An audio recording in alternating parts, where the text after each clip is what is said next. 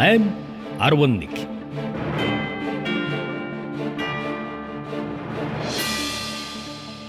Намын санхүүжилтээр эмэгтэйчүүдийн оролцоог дэмжинэ. Улсын их хурлаас улс төрийн намын тухай хуулийг шинжилэн батлахаар төлөвлөж байна. Ардчилсан нийгмийн тулах баг нь болж, иргэдийн төлөөллөөр дамжуулан засгийн эрхийг барьдаг улс төрийн намуудад санхүүжилт, ил тод байдал, бүтэц тогтолцооноос эхлээд шийдэх асуудал олон. Эдгээрийн нэг нь эмэгтэйчүүдийн төлөөллийн зарчим. Монгол улсын хүн амын тал нь эмэгтэйчүүд хэдий ч улс төрийн өндөр албан тушаалыг ихэвчлэн эрчүүд хашиж байна.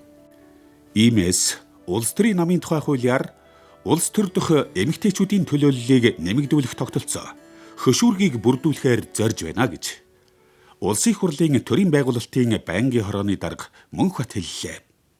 Эмэгтэй эрэгтэй хүн ялгарлгүй адил эрхийг эдлэхийг тэртээ 1924 оны анх дугаар үндсэн хуулиндаа тусган хуульчилж байсан ийм түүхтэй. 1924 оны анх дугаар үндсэн хуулинд тус улсын харьяат иргэдэд угсаа шашин эрэгтэй эмэгтэй гэж ялгарлахгүйгээр нэгэн адил эрхийг эдлүүлэх, хүн бүр чөлөөтэйгээр үг хэлэх, хэвлэх, жагсах, хуралдах, эвлэлдэх, эрдэм боловсролыг үн төлбөргүйгээр олж авах, бусдын хөдөлмөрийг мүлждэггүй 18 нас хүрсэн иргэн бүр сонгохдоо эрэгтэй гэж. Ингэж одоо төгөөс 100 жил өмнө анхны үндсэн хуулинд 1924 онд тусгаж байсан одоо ийм түүхтэй. Ялангуяа Монгол эмэгтэйчүүд бол эрэгтэйчүүдийн нэгэн адил тэгш эрхтэй хэмээн хуульчилсан. Тухайн үед Аз твдээ анх удаа гендрийн тэгш байдлыг хэрэгжүүлэх эхлэлийг тавьсан ийм гайхалтай шийдвэр байсан. Энэ түүхэн уламжлан хадгалан нийгмийн амьдралын бүхий л хүрээнд эмэгтэйчүүдийн оролцоог нэмэгдүүлэхийг энэ хугацаанд зорж ирсэн.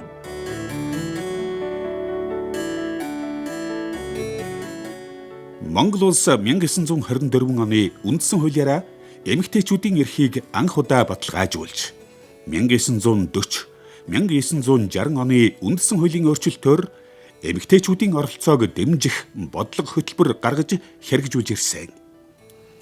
Улмаар 1990 онд ардчилсан нийгэмд шилжиж, шинэ үндсэн хуулиараа нийгмийн бүх салбарт эмэгтэйчүүдийн эрхийг хамгаалах хууль эрх зүйн орчны их суурийг бүрдүүлсэн юм.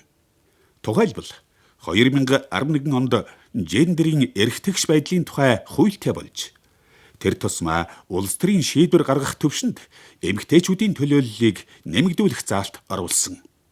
Гэвч хуулийн хэрэгжилт хангалтгүй байна гэж улс төрийн намын тухай хуулийн төсөл боловсруулах ажлын хэсгийн ахлагч Улсын их хурлын гишүүн Мөнх Цэцэг ярьлаа.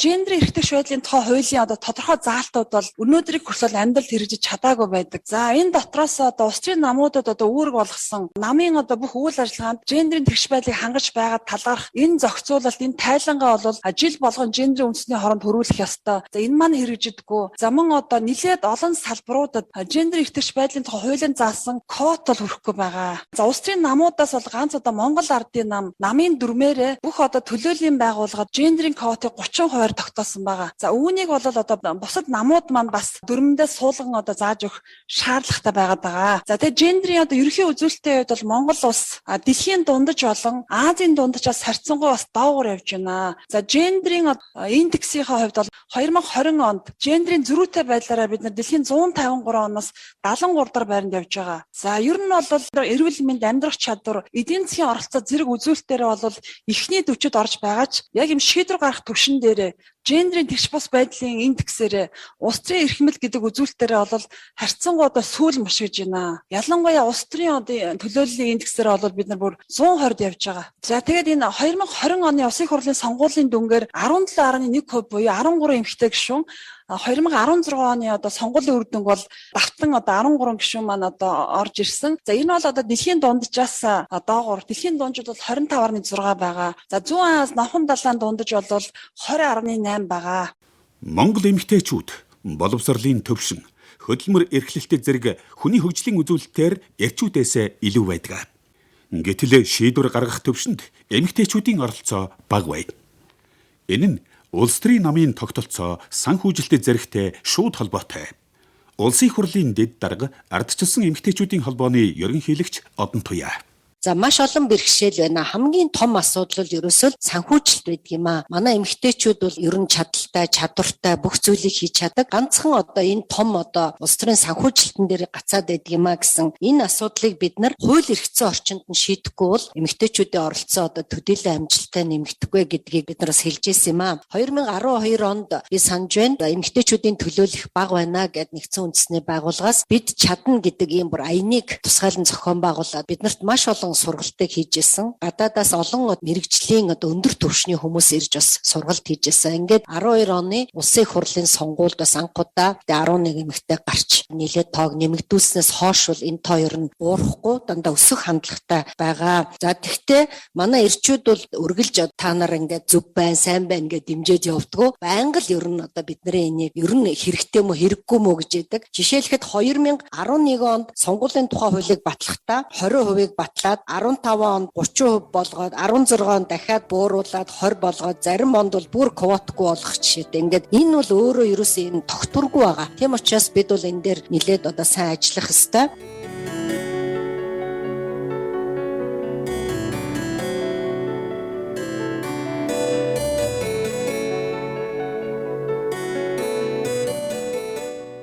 Эмэгтэйчүүдийн улс төрийн оролцоог нэмэгдүүлэхийн тулд хуульд заасан квотын хэмжээг нэмж илүү олон эмэгтэйг төлөөллийн байгууллагад нэр дэвшүүлэх боломжтой. Гэвч энэ бодлого нь тогтворгүй байснаас үүдэн дөрвтэй үр дүнд хүрч чадахгүй байна. Мөн эмэгтэйчүүдийн хувьд тухайн нам эвслээсээ нэр дэвших, эрх авахын тулд их хэмжээний мөнгө олох шаардлагатай болдог. Иймээс улс төрийн намын тухай хуульд эмэгтэйчүүдийг дэмжсэн заалт оруулна гэж хуулийн төсөл боловсруулах ажлын хэсгийн ахлагч улсын их хурлын гишүүн Мөнх Цэцэг хэллээ. Улс төрийн намын тухай хуулинд эмэгтэйчүүдийг дэмжих санхүүжилтийн одоо зориулалт тодорхой зорилттой санхүүжилтийг өгөх, зориултыг зааж өгөх ийм одоо санал зөвлөмжүүдийг олон улсын байгууллагууд өгж байгаа. За тухайлбал санхүүжилтийн ямар тодорхой бэрхшээл байна гэхээр жишээлбэл 2020 оны улсын их хурлын сонгуульд нэр дэвших одоо процессын үед ардсан нам маань одоо бүх нэр дэвшигч нараас 100 саяын одоо дэнчин өхийг шаардсан байгаа. Энэ маань бол маш олон одоо нэр дэвших боломжтой байсан. Эмэгтэйчүүд маань их одоо саад бэрхшээл болж ийм одоо хүндрэлтэй байдал үүсгэсэн. За тийм учраас бид нар улс төрийн намын тухай шинэ хуулийн төслөөр гол одоо заалтуудыг оруулахаар одоо зааж өгсөн байна. За тухайлбал энэ Европын одоо айлг байл хамтын ажиллагааны байгууллага, за улс төрийн намын тухай хуулийн төсөл дээр одоо ажиллаж байгаа олон улсын байгууллагууд, за хүн эрхийн байгууллагуудаас өгж байгаа гол зөвлөмж бол эмэгтэйчүүдийн улс төрийн оролцоог зөвхөн квот гэдгээр одоо үзэх ёсгүй. Санхүүжилтийн болон одоо эмэгтэй улс төрчдийг сургам бэлтэх энэ ажил дээр бол анхнаас нь одоо төсвийн одоо дэмжлэг үзүүлэх ёстой гэдэг ийм чиглэлүүдийг өгсөн байгаа. За мөн одоо улс төрийн намын тухай хуулиндаа бид нар бол нэг бараг дэлхийн 160 гаруй улсын улс төрийн намын тухай хууль, улс төрийн санхүүжилтийн тухай хуулийг судлан үзэж тодорхой одоо заалтуудыг Монголд нутагшуулах сайн туршлага. За мөн одоо Монголын нөхцөлд хэрэгжүүлж болох одоо дэвшилттэй заалтуудыг бол нутагшуулахыг бол оролдож байгаа. Гендрийн болон хөгжлийн бэрхшээлтэй иргэдийн улс төрийн оролцоог дэмжсэн тохиолдолд төрөөс тухайн одоо намуудад нэмэлт санхүүжилт олох энэ боломжуудыг бол зааж өгж байна. За ер нь шийдвэр гарах төвшөнд хамгийн цөөхөн төлөөлөл болж байгаа эмэгтэйчүүд, за мөн одоо хөгжлийн бэрхшээлтэй иргэдийг бол дэмжих ёстой. За тэр намын одоо бүтэц дотоод шийдвэр гарах үйл ажиллагаа энэ болгонд одоо нийгмийн сонирхлын бүлгүүд, за тэр дотор ахмад эмэгтэйчүүд, залуучууд хөгжлийн бэрхшээлтэй иргэдийг одоо дэмжих, тэдгээрийн одоо санал, за шийдвэр гарах боломж, намаа сонгох боломжийг одоо дэмжих ийм заалтуудыг бол улс төрийн намын тухай хуулийн шинэ төсөлд бол дэлгэрэнгүй оруулж өгсөн байгаа. За мөн одоо намын доторх одоо ялгарлан гадуургалтыг хориглох, за намын үйл ажиллагаанд эргэжтэйч байдлыг хангах, за нэр дэвшигчдээс ямар нэгэн байдлаар одоо дэнчин мөнгөн болон одоо бусад хандив нэхэх, за намын үйл ажиллагаанд орсныхоо төлөө тухайн гишүүдээс одоо мөнгөн урамшуулал, эсвэл гишүүдтэй мөнгөн одоо санхүү цалин өгөх явдлыг бол хориглож байгаа. Улс орны нөхцөл, за тэр дундаа одоо шилжилтийн улс орнуудад эмэгтэйчүүдийн одоо тэгш байлыг дэмжих одоо гол зохицуулт бол энэ санхүүжилт байдаг. За тийм учраас одоо намууд маань эмэгтэйчүүд болон хөгжлийн бэрхшээлтэй иргэдийг квотоос илүү гарan одоо нэр дэвшүүлсэн тохиолдолд тэр одоо нэр дэвшүүлэх тутамдаа төрөөс нэмэлт санхүүжилт авах. За мөн одоо улсын их хурал сонгогдсон эмэгтэйчүүд болон хөгжлийн бэрхшээлтэй иргэдийн тоогоор санхүүжилтийг нэмж авах ийм одоо боломжийг бол энэ хуулийн төслөөр суулгаж өгч байна. Ийхүү улс төрийн намын тухай хуулийн төсөлд эмэгтэйчүүдийг улс төрд орохт нь бодит дэмжлэг болох заалтууд оруулсан байна. Гэхдээ эмэгтэйчүүд сонгуульд олноороо нэр дэвшлээч сонгогдох нь цөөн байдаг.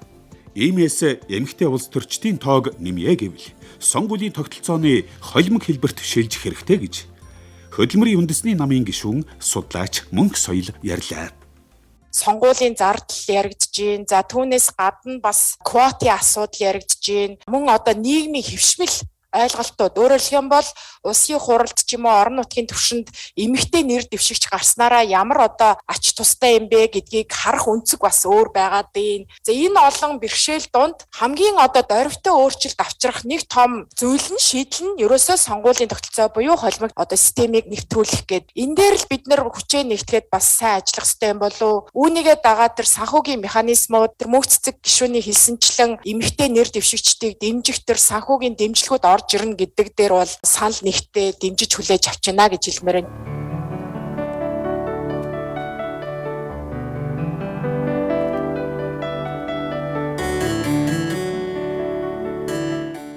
Сонгуулийн холимог тогтолцоо нь мажоритар пропорционал системийн аль альнийг ашигладаг.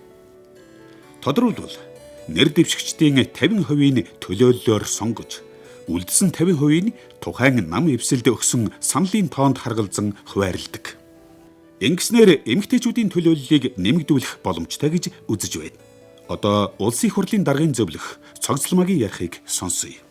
Энэ шудраг төлөөллийн зарчмыг хэрэгжүүлэх ийм асуудал болж байгаамаа. Зүгээр эмэгтэй улс төрчдийн тоо нэмэх гэж байгаа ийм хэлбэрийн төдий асуудал биш ээ. Нийт хүн амын манд 50% нэмэгтэйчүүд юм бол тэр 50%-ийг төлөөлөөд улсын хурал болон бүх шийдвэр гаргах түвшинд энэ төлөөллийн шудраг зарчмыг эрхтгш байдлыг хэрэгжүүлэх асуудал. Гендерийн асуудал гэдэг бол дан ганц эмэгтэйчүүдийн асуудал биш. Энэ нь нийгмийн хүүсийн асуудал гэж одоо төр нийгмийн нэр зүтгэлтэн лодонгийн төдийгөө тодорхойлсон. Тийм учраас нийгмийн сайн сайхан болгоё гэвэл одоо гэр бүлийн асуудлыг хүрээнд ч ялгаагүй, улс төрийн бүх оролцооны түвшинд ч ялгаагүй хамтар сууж өөд өдөөсөө харж агаад эмэгтэйчүүдэд энэ асуудал яаж одоо тусж байгаа, эрэгтэйчүүдэд яаж тусж байгаа юм бэ гэдгийг харилцан ярьж ойлголцож асуудлаа зөв шийдлийг гаргах асуудал гэж ингэж одоо бид нар ойлгох шаардлагатай болсон.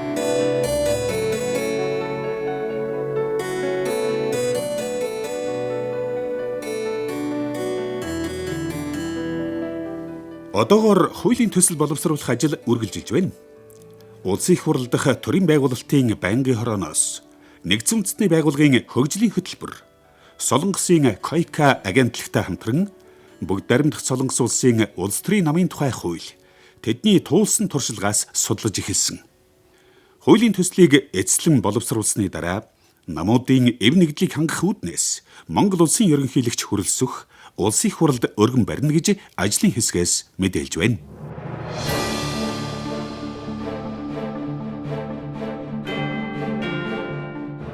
Сонсогч та бүхэндээ намын санхүүжилтээр эмэгтэйчүүдийн оролцоог дэмжин сэдвээр 8-11 нэвтрүүлгийн ээлж дугаарыг хүргэлээ.